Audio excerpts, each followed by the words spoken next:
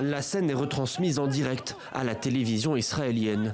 Dans les rues de Bat Yam, une ville au sud de Tel Aviv, un automobiliste est pris en chasse par un groupe de suprémacistes juifs. L'homme, présumé arabe par ses agresseurs, est laissé pour mort. Un déferlement de haine fermement condamné par le Premier ministre Benjamin Netanyahou. Guerre civile, le mot est peut-être encore trop fort. Ce qu'on peut dire, c'est que les violences qu'on a vues durant les 48 dernières heures sont inédites, au moins depuis l'an 2000 et les débuts de la seconde intifada. Sous l'horloge imposante de la grande mosquée de la Mecque, les chants religieux résonnent. Ce jeudi, les fidèles musulmans ont pu s'y réunir pour prier devant la Kaaba et célébrer ainsi l'Aïd al-Fitr, la fin du jeûne sacré du Ramadan. Après plus d'un an de pandémie mondiale, les restrictions sanitaires sont toujours visibles.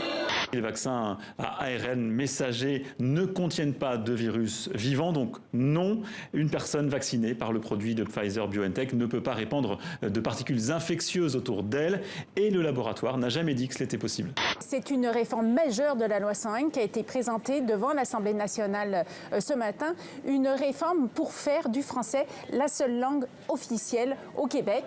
Autant l'ENA a réussi pendant qu'elle a existé sur la question, je dirais, de l'excellence du recrutement, autant elle a échoué sur la démocratisation. La méritocratie n'existe plus. Je pense que les femmes sont puissantes. En fait, les femmes ne sont pas nécessaires ou utiles, elles sont indispensables à l'humanité. Et parce qu'une femme porte la vie quand même. Moi, je n'arrive pas à comprendre qu'on fasse des violences sur les femmes.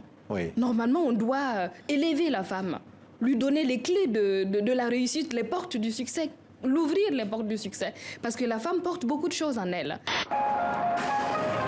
Ces mamies 2.0 font partie d'une génération de retraités plus aisés et surtout beaucoup plus instruites que les précédentes. Le marché des seniors se chiffre en centaines de milliards d'euros dans une Chine où les plus de 60 ans devraient représenter un tiers de la population à l'horizon 2050.